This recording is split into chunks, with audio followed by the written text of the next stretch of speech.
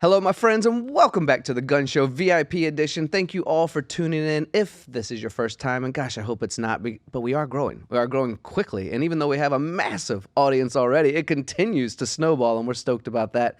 Here in the Podcast Junkies studio, we really have a great setup, and we're excited to bring you not just audio, but video as well. But if you are tuning in for the first time and you said, as you're scrolling through Spotify or YouTube and you said, oh, the Gun Show, I love muscles or I love guns, I have to apologize ahead of time. We might talk about those things, but that's not what this show is about, actually. It's about humanizing manufacturing and all the things that are around us. The two N's is actually the last name of who I am, Tony Gunn. And if you are tuning in, again, thank you so much for tuning in. We do have a great guest today who I'm about to introduce, but we're going to thank our sponsors first. And we always like to thank the AMT team, wonderful people, and we're all very excited about IMTS this year. And then the EBITDA Growth Systems folks, a consulting agency that's really helping bring awareness to some of the struggles in shops. And they actually have a guarantee that says, we'll double your profits at your machine shop within 3 years. That's a hell of a guarantee, if you ask me. So we like to thank them. We also want to thank MTD and the MTD team. Obviously, I'm a part of that, but people ask me all the time, is the Gun Show yours or no? MTD. It's all MTD. This is what I do it for, is MTD, and obviously for our industry as well, because just like all of my guests, we love manufacturing, and there's a lot of folks out there that we're trying to reach, and we're trying to figure out how. And the last episode, I asked my engineer, my producer, Christian, I said, what can we do? He said, be sexy, be fun. So while we are pretty intellectual in our industry and we are making everything around us, we get it. We got to dance from time to time. Maybe that's my job, even though I'm a bad dancer. Not everyone wants to dance, but it's to create this awareness that everything around us does exist for that reason. It's to create this awareness that for people out there who are looking for a stable career, for something that's going to last a long time, there's a labor shortage where there's a better ROI going to a trade school and getting into manufacturing than there currently is in universities. And don't let me take away from universities by all means. It's very important that we have those. It's very important that some people get degrees in certain areas of work. However, trades want you and need you, and you can make good money doing so, and you can expand into all avenues from sales to accounting to the engineering side, whether it be mechanical or electrical. There's just so many different areas where you can succeed and make things. And Christian also told me maybe we should talk to the younger group about how you can help change the world for the better. There's a lot of folks that are into that these days. Well, if you want to change the world, the best way to do that is by becoming an engineer or joining manufacturing, because you can darn near make whatever you want if it's good or if it's bad. But let's try to do the best we can, right? All right, so now let's introduce our guest. This guest is a very, very good friend of mine. I've seen him in many places around the country, and I enjoy speaking with him all the time. He's kind of one of those off-the-cuff kind of guys. So I think everyone listening and watching will enjoy this show as well. My guest is Mr. Salim Awad, President and CEO of Spinner North America. Not only that, but I have to go through a little, before I even get him to talk, let me just say a couple of things. Did you know he was in the U.S. Army as a deep-sea diver? Did you know he was a litigation attorney? Did you know he went to Harvard Business School, negotiation mastery, and St. Louis University School of Law? How the hell did he become president and CEO of a machine tool company? We're going to get to find that out today, along with how this machine tool company, Spinner, which is a really great German engineer machine, how they're doing here in the U.S. Because about 2 years ago, we talked about reintroducing this machine that's very well known all over Europe here in the U.S. So we're going to discuss a little bit of that today. So enough of me, enough of my blabbermouth like I always do. Salim, thank you so much for being here. I do appreciate you, my friend. Welcome back to the Gun Show, my friends. This is the VIP edition. Thank you, Tony. Thank you for having me again. So we always like to start with humanizing this show, but for the audience who's been following the Gun Show for a long time, you've already been on my show. You were episode 10, 15, 20, somewhere around there, and we went into depth about all the things I kind of just went over, right? And how cool your story is. So let's do a quick summary of that story. But for anyone who wants to learn more about the summary Salim is about to give, just go back to that podcast. It's on Spotify. You can check it out right now if you want to. Head back there and get more of these details. But Salim, you have such a fascinating, I'm in law, I'm in the Army, wait, I'm going to do machine tools. How the heck did this happen? Yes. No, it's been a constant evolution. And even since the last time we talked here in the podcast, things change quickly. They change quickly for our country, for our company, and for us personally, right? It's incredible to think that so much has happened within the span of 1 year. So we just take it as an adventure that is bringing a level of contribution to society, kind of like what you were talking about, right? What are young people out there looking to do that will make a difference? You can join the military, and I support that. You can go into college, absolutely. But I tell you what, the manufacturing, the need that we have in manufacturing for good people, for talented people, and people that have passion for what they do is like it has never been. This is a generational opportunity for anybody who feels that they can contribute to their country, to their family, to themselves, to join just a great industry. Yeah, I agree with that. And I'm still trying to figure out how to truly connect that dot, to reach those middle school kids, to reach those high school kids, because those of us inside of it, and Christian has heard me say this darn near every podcast as well. We love it. We're excited Right. about it. You can feel the passion that someone like you and I have, right? Right. And it comes from a true place of wanting to make a difference, right? Manufacturing, for many years has been put aside in our country. I think about 34 years ago, we decided that we wanted to be a service economy. Well, in the long run, that hasn't panned out to be as beneficial as we thought. And I think the pandemic, in a way, was an eye opener for all of us Most as a definitely. country, and I think individually. We realized the importance of us being able to make the things that we utilize in our everyday society.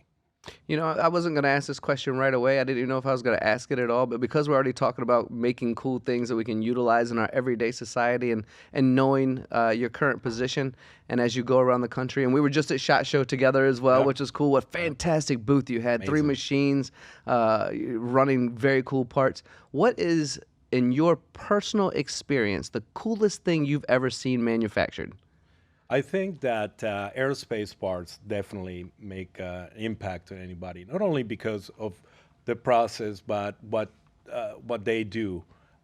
Well, they go to space, of course, many of them, but the level of precision that we reach these days in an automatic machine. So, to me, taking the process of designing the part, finding what design works and how to get it to a workable part, is almost like magic, because I think you've said it before in this podcast. Most people have no idea that our industry exists. I mean, if we want to talk about machining specifically, I mean, we say manufacturing, but machining specifically, I got to say I didn't know before I got into the industry what Ditto. this was all about. And I got to tell you that most people I talk to, they have no idea what a machine tool is. Yeah, and sometimes when you think about CNC, most people don't know what that is, right? Computer numerical control. What does it mean? What does it do? All of these things that go.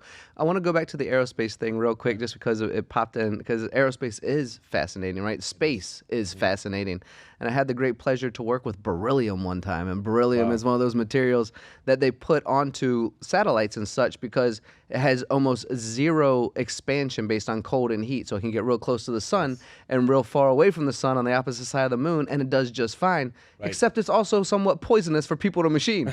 So Don't breathe it. Right. This is these stories that you hear about go to the machine shop. So yes, we have all of that. I want to segue, and we'll probably get into more of these fun conversations. I got some great questions for you today, Salim, because I love your personality and your ability to just expand on creativity. I think there's an audience out there that, as much as we love talking about machine tools and how it can help machinists, and the machinists out there love hearing about technology. Let's not be wrong about that.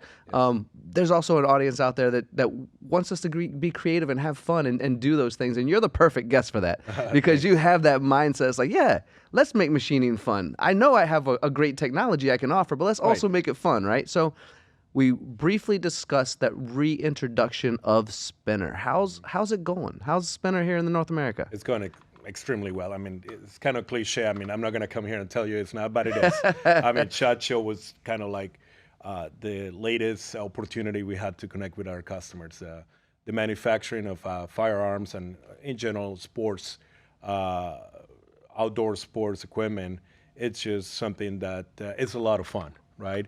And there's such great people involved in this industry. But overall, Spinner is just taking it one project at a time. Look, our priority, we know that we have great German technology.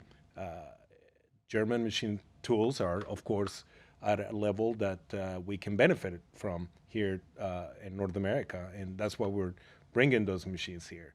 But really is the flexibility that they bring to our customers. And so we find that every customer needs not only a machine, but they need support. They need service. They need us to put engineers in front of them that can help them take an idea and turn it into a machine part. So we've taken it, like I said, one at a time. In that method, that system that we have implemented seems to be paying off really well. And we did that because we noticed that no matter how good the machine in the marketplace, and there's so many good machines out there, it's incredible. No matter how good the machine, if the service, if the support, if the commitment and the partnership from the builder and all those involved, it's not really there, the customer really doesn't want to be part of that because they need to know that if things go wrong, and they will, they're machines, right? They can count on somebody.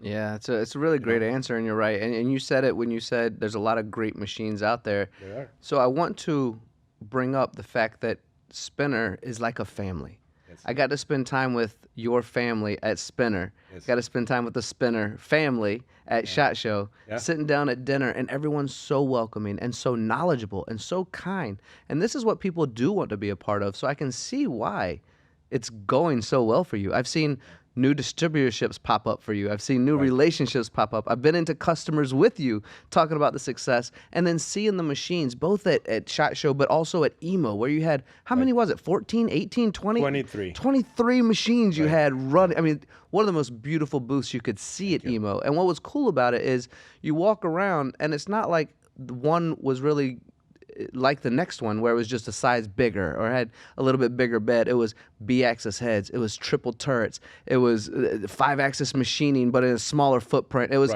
technology that not everyone has at the same time, which I think is important to understand. And then we said it 3 or 4 times already. I'm going to say it one more time: German engineering. Yeah.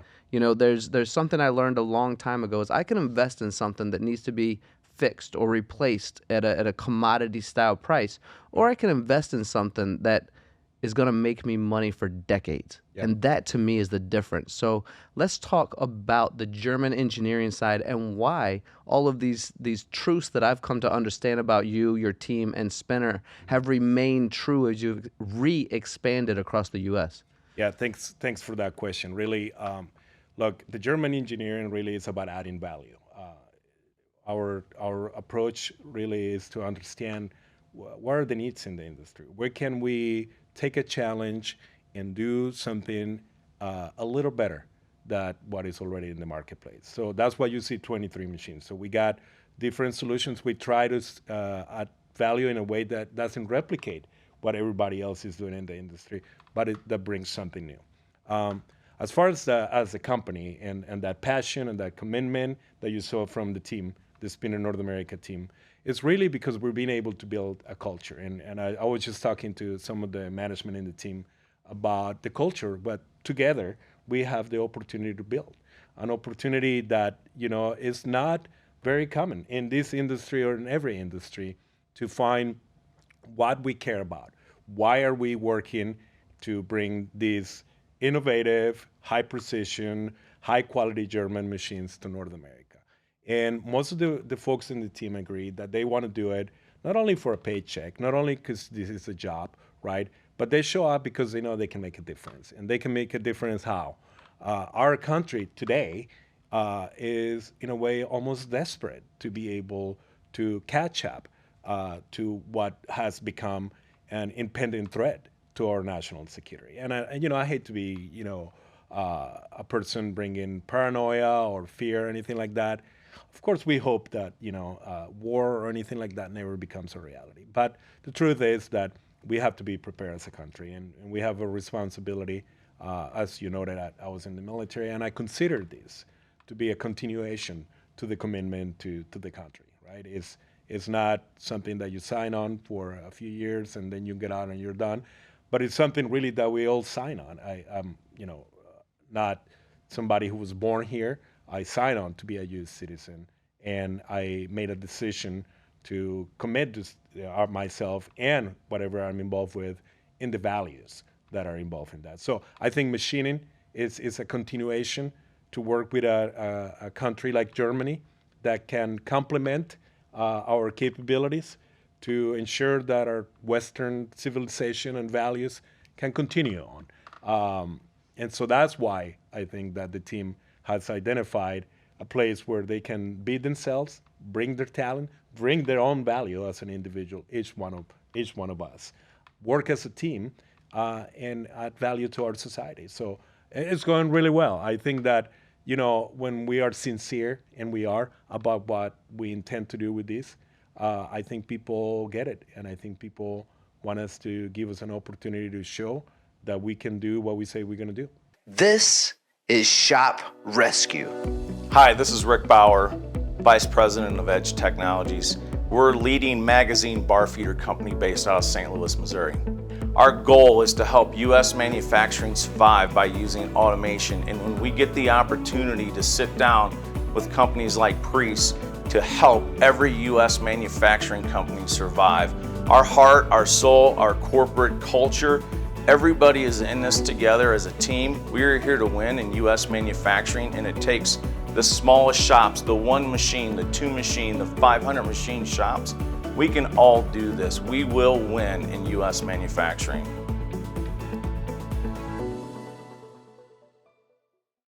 You mentioned a national security threat, and I won't go into too much details about that, but you're correct. And it's because of the labor shortage that's currently here.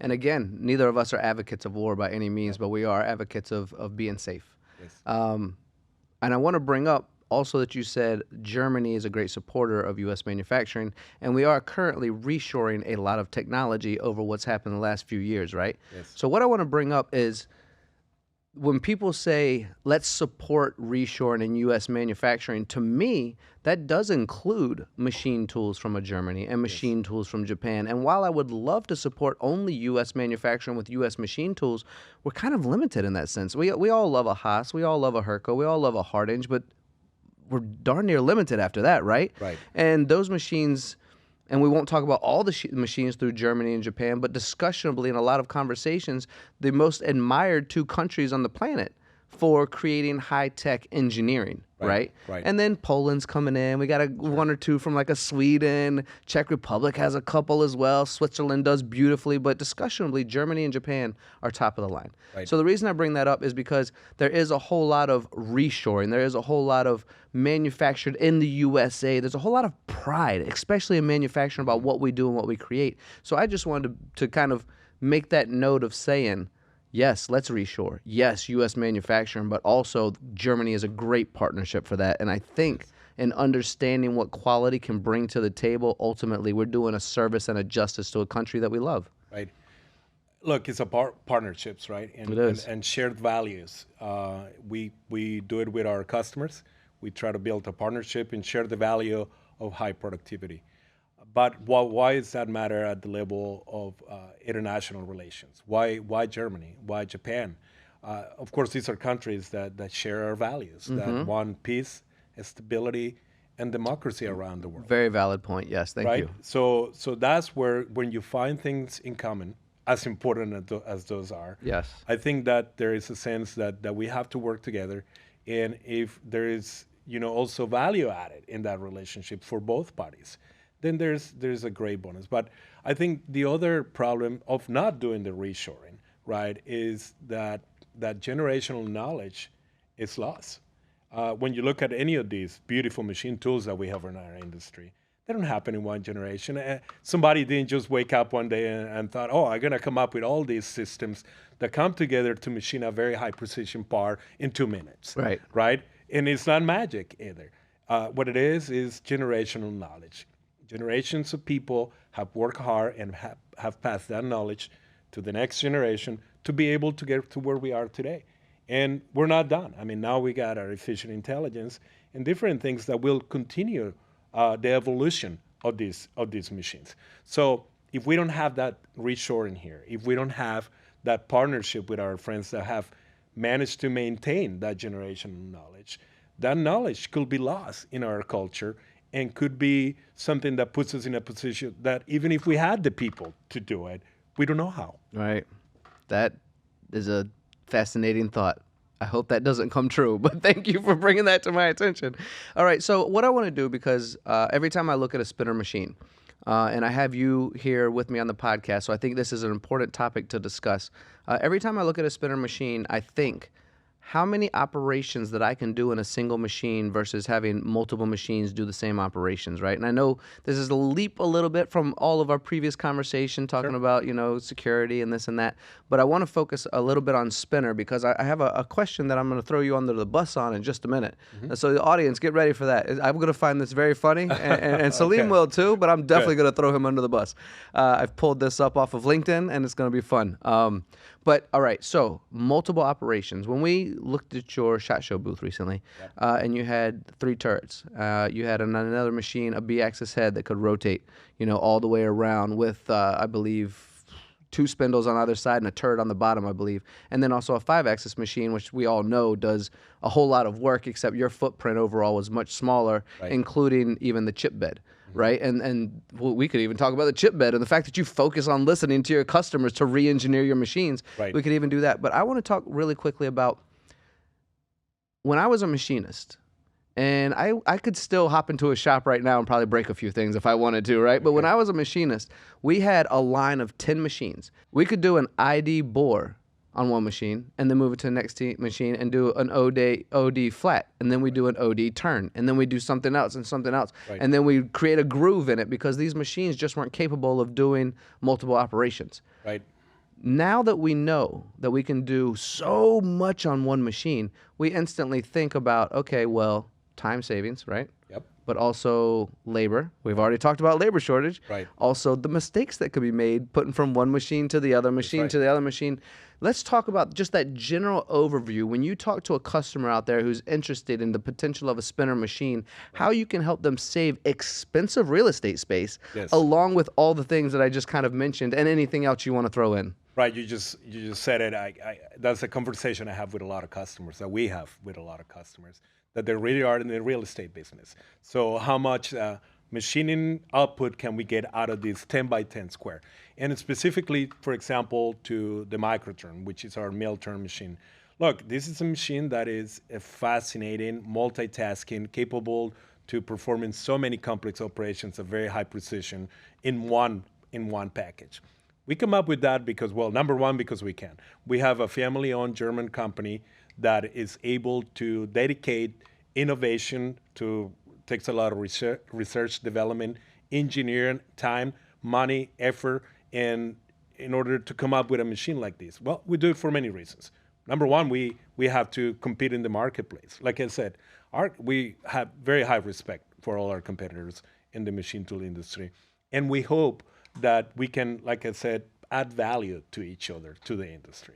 Also, we do it because when we talk to the customer is looking to beat the expectations that are given to them in the marketplace. So it is time, it is money, and it is precision. So can we bring all that together into multitasking machine, whether it's a B-axis mill turn with a turret, or whether it's a multi-turret lathe that can take, for example, and I can only speak to specific examples of what we've seen, take a process of 10 operations to 1, 10 operations to 1, going from maybe 9-minute cycle time to a little over 2 minutes. So we're counting seconds, we're counting pennies.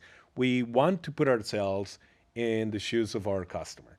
We want to understand what their pain is so that we can make a recommendation. Look, maybe we don't have a good solution that will make it more productive, but if we do, we would love to have the opportunity to bring that to them.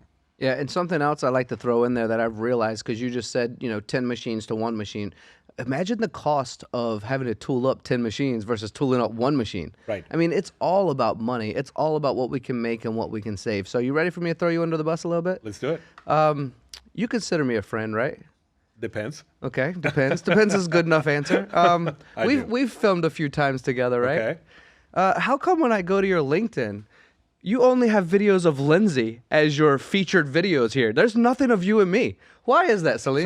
Tony, this is not me. These are all the connections and followers that I have. Like I told you, I listen to the people that are going to receive the content and the value.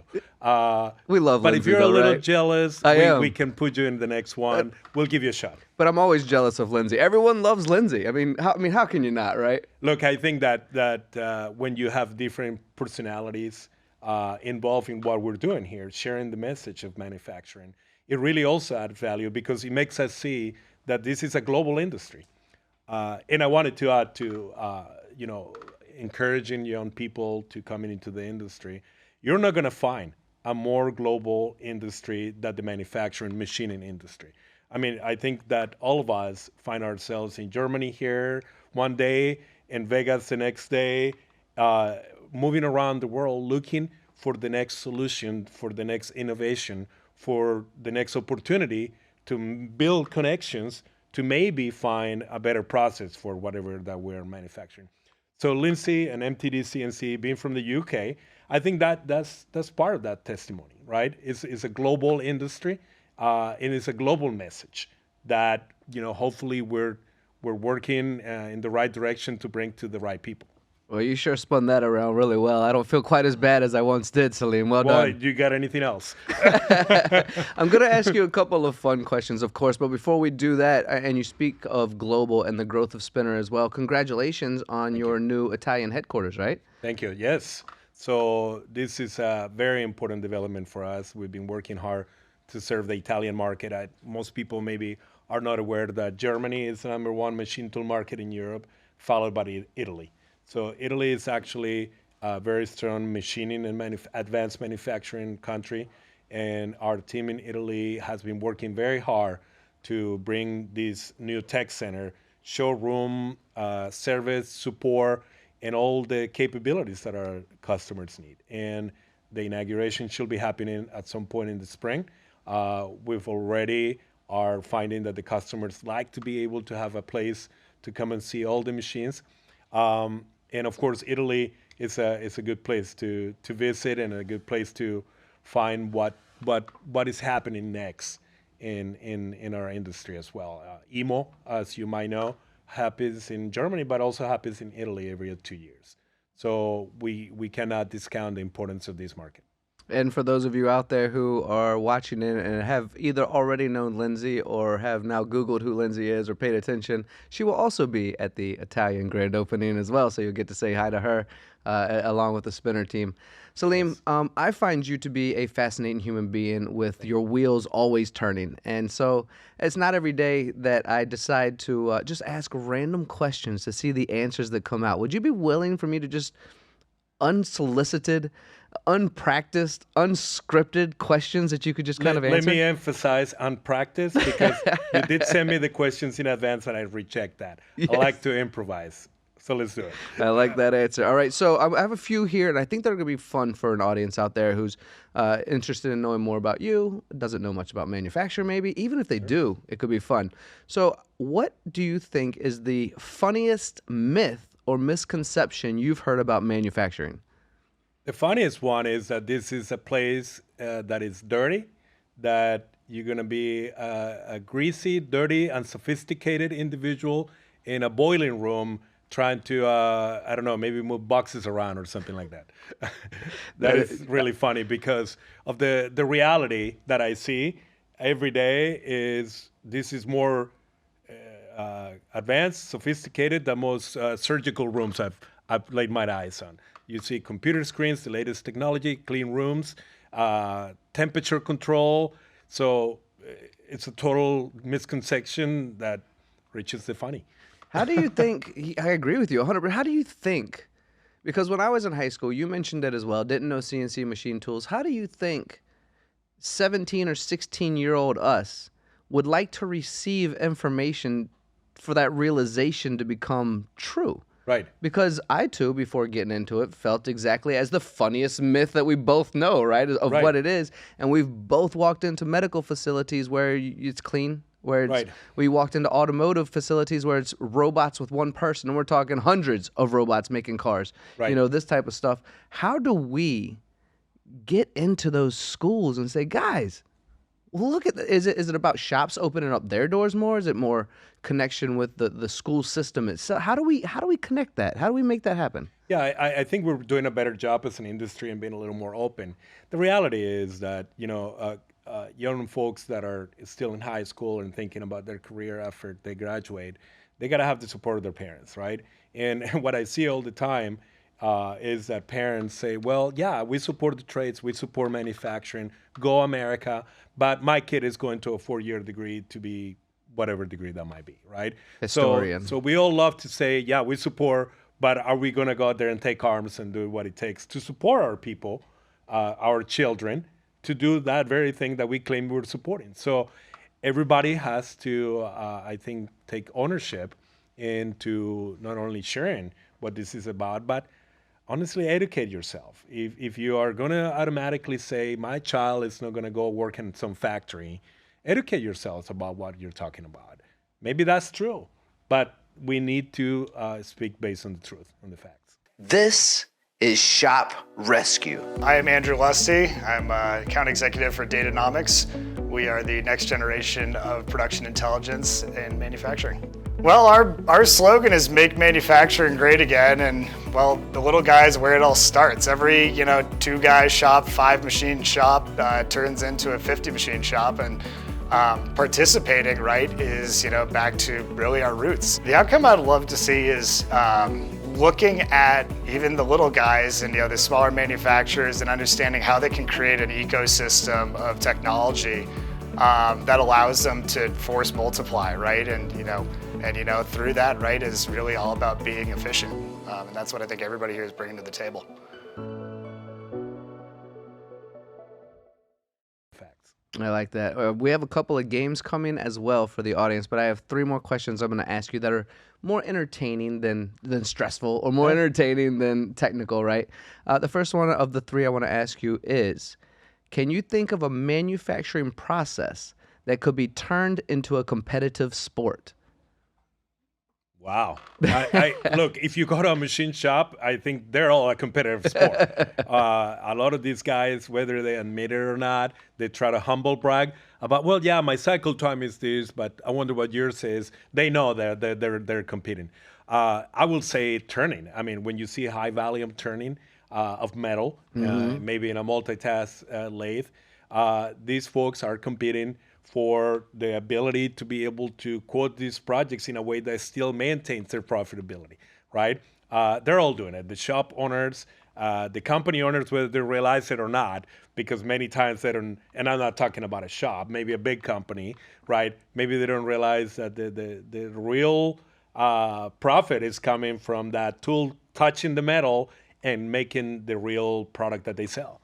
So I think that probably turning, I see a big process where folks can get a little competitive, maybe a little too much. Yeah, I could actually picture it. I saw a show not too long ago with woodworking where they went through a couple of, they said, try to cut a piece of wood in half and then hammer a nail into a piece of wood and then saw one in half. Right. And whoever had the fastest time, I could see that in turning as well. Right. How quickly can you machine this part and get it done? Right, because it's not just the machine. I mean, the machine can bring, of course, a lot of value. How do you program the part? It requires a lot of imagination. Picture a F-35 airplane. It's a great machine. It's an incredible machine. But if you don't have a good pilot in there, you're not going to do much with it. And as much as we travel, let's please keep the good pilots. Pretty please? Yes. Yeah. Very important. All right. The next question is almost like this one, but it actually brings you into it as well, which is, what would a manufacturing Olympics look like, and which event would you win? Wow, I will win the event of. This is a good one. Probably the imagination, the creativity. Yeah. Coming back with processes that the engineers turn around, look at me like, no, that's too difficult. But look, this is all about imagination. 50 years ago, we probably thought the processes we have today were impossible. I don't know how fast we're going to be moving, but yeah, I like to think about what could be done with the foundations that we got. And that, for me, creates a vision of what's possible. So I would probably win the, let's do this that has never been done before, and everybody looking at me like I'm crazy. Maybe if there was a sport where, say, you have a couple of machines and a team of engineers, you'd be that creative mind that could make the part that pops out. You go, wow, that's definitely that's the most creative part I've ever. I don't know, Tony. Thank you. I don't know. You're certainly a gold medal guest on this show. Sure. All right, last question, then we'll play a couple of games. And this one's, I think, a kind of fun one. And reading it ahead of time, I often wonder the same thought is, what do you think ancient civilizations would do or react to modern manufacturing techniques? They would think it's magic. I do believe in witchcraft. Magic. Yeah. Right. I mean, look, when we're living in our 21st century, where a lot of the technology, but when you go and see these machines, it's a revelation. Oh, these parts don't just appear. So it's a lot going on in there. I mean, again, the multitasking machining, high precision processes that we see from all our competitors in the industry, they probably think it's witchcraft. Yeah, and even take it back 100, 150 years, right? Sure. I mean, the way technology's moved, and a lot of people outside of manufacturing, Christian included, our producer over here. I mean, they grew up in a time with cell phones and technology kind of always being around, right? Right. But for those of us who are a little bit older, like myself, I think we're about the same age as well, we saw the evolution of rotary phones to pagers to really expensive car cell phones to what we've evolved into today. And it's moved so quickly in like half a lifetime, right? I think we're incredibly lucky, Tony, you and I, to be born in this period of time. Of all the span of time and history, we were able to come from a time where it was a analog time, but you answer the rotary dial phone to now, who knows? I mean, maybe next year everything becomes dependent on artificial intelligence. And I don't know what to tell you about what will happen next. But we've seen it in an evolution that hard to think about happening any faster.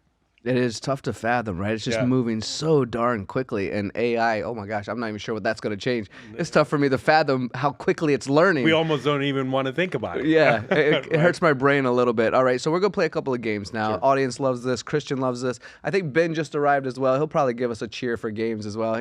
He's that handsome young man that always brings us our drinks at the end of the show. And Christian's the superstar behind the camera. So a couple of games. We're going to play first, Would You Rather.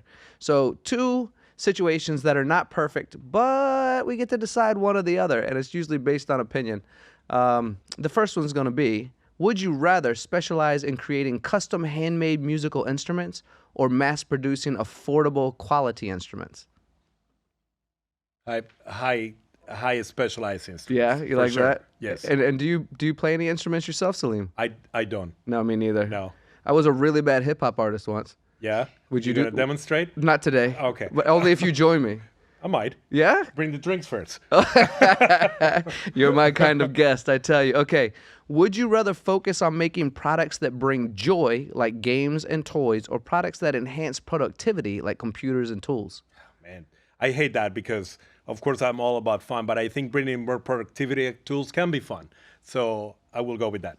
That's a good answer, and I'm actually split right on the fence as well because both are so important. Yes. We still need to play, but we also need to learn, Yes. There's a lot of people sitting on one side or the other and don't want to perform in their life and work hard, and then there's another side that works really hard and forgot to be creative. Yes. So I sit on that fence with you as well, and I'm not sure what answer I would give if it was asked to me. Yeah. Well, nope, don't ask me. It was a good question. it's a good question for you. All right, last question of would you rather, and I think this is a fun one also. Okay. Would you rather lead a project to manufacture the world's fastest car or the world's safest plane? Fastest car for sure. Yeah, you're all about speed and danger? Well, I mean, how are we pushing the envelope if we're going for the safest? You're not a safe guy, are you? I'm safe when I'm going fast. When I'm going fast? Yeah. How fast have you gone down the Autobahn? I don't know. Yeah.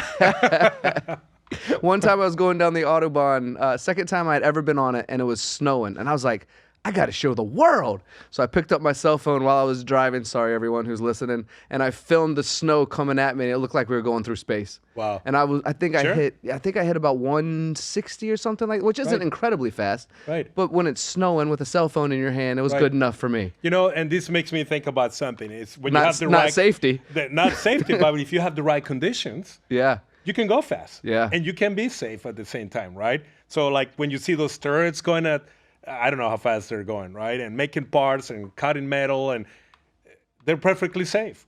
But because we have the right conditions to go like that. So That someone new who walks in is going to go all the time watching the machines do like this, right? Because they do look like they're about to smash into each other, those I was turrets. watching a movie recently when they had cars in the early part of the 20th century, and they're going maybe 20 miles an hour. For them, that was probably pretty fast, right? What was but that now movie? we go 100 and we don't think anything, but because we have the conditions to do it safely. Have you seen that movie Year One? Christian, have you seen that movie Year One? Neither one of you? So Year One is a evolution in one movie from cavemen to like almost modern times, I gotta right? see that. I haven't. And the cavemen come out of their caveman days, and it's the days of like Cain and Abel and that kind of stuff. Right. And they have horses and carts and wheels, and they get in this cart, and both the cavemen are like, "Whoa, we're going so Right. fast!" They're going Right. like walking speed, but Right. they were freaking out. It's the same exact It's concept. all a matter of perception, right? And what conditions do we have to be able to do these? Yeah. It takes a lot. Yeah. All right. You ready for 5 quick ones before we have our cheers? And if you have a toast that you like to give, anyone you'd like to salute, shout out to, anything that you would give standard in one of your multiple languages that you speak, by the way, you're more than welcome to do that. I did select a bourbon for you, and Benjamin will bring it out in just a minute. So 5 quick ones of rapid fire. Okay. I could do that sound too. Does that sound like rapid fire? Yeah, a little bit. Machine gun Tony. Kind of works. Anyway, all right. Is additive manufacturing the end of traditional factories? No. No, I agree. Industrial, LOT, lot, breakthrough or buzzword? Breakthrough. Yeah. Fast fashion, industry staple or environmental enemy? Enemy. Ooh. Microfactories, fad or the future? Future. Good job. Automation, job creator or job destroyer? Definitely creator. Yeah, agreed. All agreed. Well done, Salim. Benjamin, could you please bring our delicious taste of bourbon out here? While Benjamin does that, I want to thank you all for listening and watching. This is truly a good friend of mine, has tons of wisdom, and it's an honor to have guests like Salim on the show. You're welcome on, Ben. I'm just talking while you bring the drink. I appreciate Thank you, Ben. And I'd just like to thank everyone for being a part of it as well. I hope this has been educational enough for those of us in manufacturing that you've learned something today and understood how Spinner can help your shop, while also being a part of something maybe if you're outside the industry that was entertaining enough that you might want to explore it a bit more. Because like I've said before, like Salim said today, like I keep asking Christian, yeah, how do we get you in? Because we want you. And the ROI is good, I promise you. I didn't know anything about it before I got here either, and I'm absolutely loving it 25 years later. Yep. So do you have a toast or a cheers that you'd like to give as we are drinking today a nice Four Roses single barrel? Thank you, Tony. Of course, my friend. I've been to this distillery. It's a beautiful tour. Look, this is a toast to our team that's working so hard to make this happen, and to every team out there in manufacturing that silently does every day what the rest of our society will think as impossible. And they don't want any credit for it. They just get up every day, very early, by the way, and they get it done. So all these people everywhere that are doing this for a reason that is more than just profit. That is a reason that matters to them and matters to their country and their society, as a toast to these guys. Here's to everyone making the impossible possible. Salim, I do have a gift for you as well. Thank you. I hope you enjoy that. Tony. And just to close this show out, Christian, thank you for everything you're doing. Salim, appreciate you as well. For everyone listening and watching, tune in again. We have more guests coming. Salim is incredible. We want you to be a part of it. We're doing everything we can to humanize this industry and attract an audience outside as well. So, yeah, we know how valuable time is. It's the one thing we can never get back. So I appreciate you, brother. Thanks, brother.